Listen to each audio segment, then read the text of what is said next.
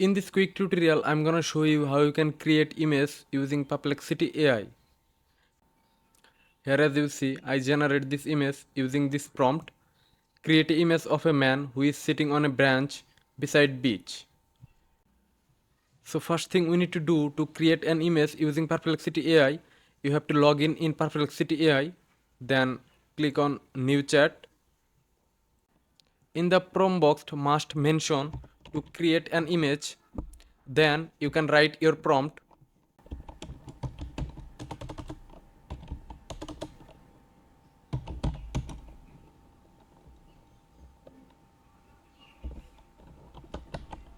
Care care of a COW.